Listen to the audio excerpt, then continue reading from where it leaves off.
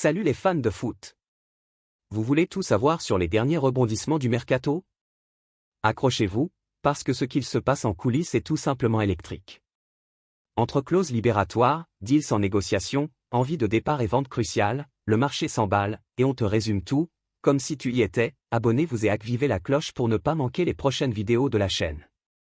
L'Athletic Bilbao réclame la clause libératoire de 58 millions d'euros, voire 62 millions avec l'inflation, pour libérer Nico Williams. Cette somme, normalement payable en une seule fois, est un point de tension majeur dans le dossier. Pourtant, selon le journal Sport, Bilbao fait preuve d'une étonnante souplesse avec le Bayern Munich. Le club basque serait prêt à accepter un paiement échelonné, en plusieurs versements. En revanche, le FC Barcelone n'a pas droit au même traitement. Bilbao exige un paiement intégral, immédiat et sans discussion.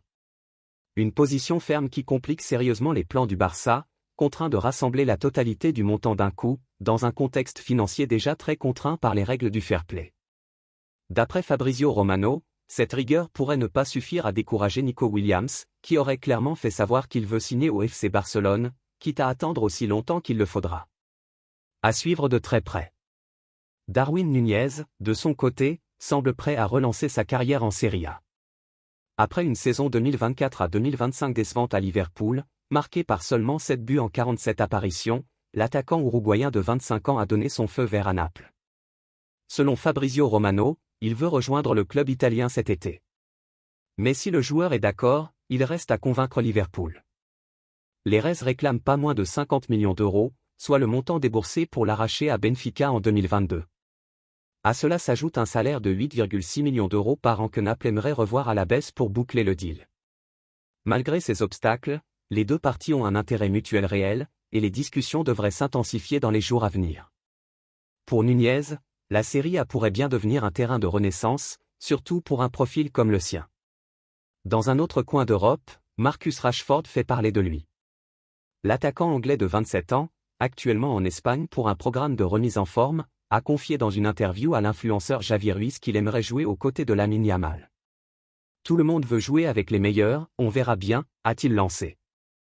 Rashford a encensé la pépite du Barça, impressionné par sa maturité et ses performances à seulement 16 ans. L'avenir de Rashford à Manchester United reste flou, et le club est ouvert aux offres. De son côté, le joueur rêve d'un départ vers Barcelone. Le Barça, justement, reste intéressé, même si la priorité actuelle du club est Nico Williams. Malgré les contraintes financières, l'entourage de Rashford se montre prêt à faire des concessions sur le salaire pour faciliter un éventuel transfert. Pendant ce temps, Théo Hernandez semble sur le départ. Le latéral gauche français de 26 ans, en fin de contrat en 2026 avec l'AC Milan, est tout proche de rejoindre Al Hilal.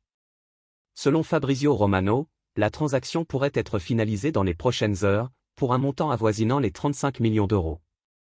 Milan ne souhaite pas le voir partir librement l'an prochain et ne serait pas parvenu à un accord pour une prolongation.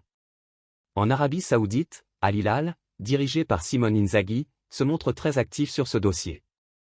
Le coach italien a d'ailleurs confirmé en conférence de presse que des discussions étaient en cours. Hernandez, pilier de l'équipe depuis 2019, a porté plusieurs fois le brassard de capitaine. Avant de s'imposer en Serie A, il a évolué en Liga sous les couleurs de l'Atlético, du Real Madrid, de la Real Sociedad et d'Alaves. Du côté de Lyon, l'actualité financière est cruciale. John Textor a trouvé un accord pour vendre ses 45% de parts dans Crystal Palace à Robert Wood Johnson, patron des New York Jets.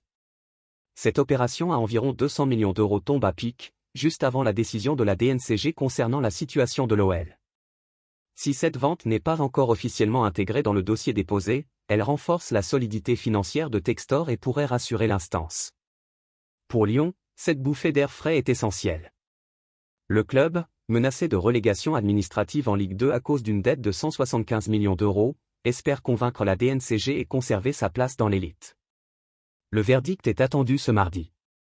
Textor, quant à lui, se veut confiant et affirme que tout est sous contrôle financièrement. Enfin, concernant le Real Madrid, plusieurs défenseurs sont proposés à la direction, mais le club ne semble pas pressé. Ibrahima Konaté, William Saliba et Christian Mosquera font partie des noms évoqués. Dernier en date, Evan Ndika, le solide défenseur central ivoirien de la Roma, proposé directement par son club. la Louve espère récupérer 40 millions d'euros en cas de vente. Le joueur, auteur d'une saison complète en Serie A, pourrait partir si une belle offre arrive. Mais pour l'instant, le Real Madrid a décliné. Le club considère avoir suffisamment de solutions en défense pour la saison prochaine. Cela dit, dans le monde du foot, les choses peuvent évoluer très vite. Branfort a trouvé son nouvel entraîneur. Depuis quelques jours, Branfort n'a plus d'entraîneur. Auteur d'une belle saison avec les Bees, Thomas Frank a été recruté par Tottenham dès que le départ d'Ange Postecoglou a été acté par les Spurs. Forcément, le club de Londres s'est activé pour trouver un remplaçant digne de ce nom au coach danois de 51 ans. Et d'après les informations de la BBC, Branfort a rapidement trouvé son remplaçant. En effet, à en croire nos confrères d'outre-Manche, Keith Andrew est sur le point d'être nommé par Branfort. Le coach irlandais de 44 ans n'a jamais été coach de sa vie mais a été membre du staff de Sheffield United. Actuellement engagé en Coupe du Monde des clubs, l'Inter Milan reste vigilant sur le mercato. Le club italien a notamment coché le nom de l'attaquant français Johan Boni, 21 ans, qui sort d'une solide saison avec Parme, 6 buts et 4 passes décisives en 37 rencontres. Les négociations sont d'ailleurs bouclées à en croire la Gazzetta dello Sport. Ainsi, les deux clubs ont trouvé un accord pour un transfert à 25 millions d'euros et il reste quelques détails à définir. Le joueur a aussi trouvé un terrain d'entente avec l'Inter Milan et attend le feu vert pour signer un contrat de 5 ans avec la formation lombarde. Crystal Palace vient d'annoncer l'arrivée de son nouveau gardien, Walter Benitez. L'Argentin de 32 ans était libre de tout contrat depuis son départ du PSV Eindhoven, où il évoluait depuis 2022. Il va découvrir la Premier League, après avoir été formé par le club argentin de Quilmes à Buenos Aires, avant de passer 6 saisons avec Nice en Ligue 1. Les Eagles viennent d'annoncer la nouvelle dans un communiqué. Crystal Palace est ravi d'annoncer que le club a trouvé un accord avec le gardien international argentin Walter Benitez, qui rejoindra l'équipe à partir du 1er juillet. Le joueur de 32 ans arrivera au club à la fin de son contrat actuel avec le champion néerlandais PSV Eindhoven.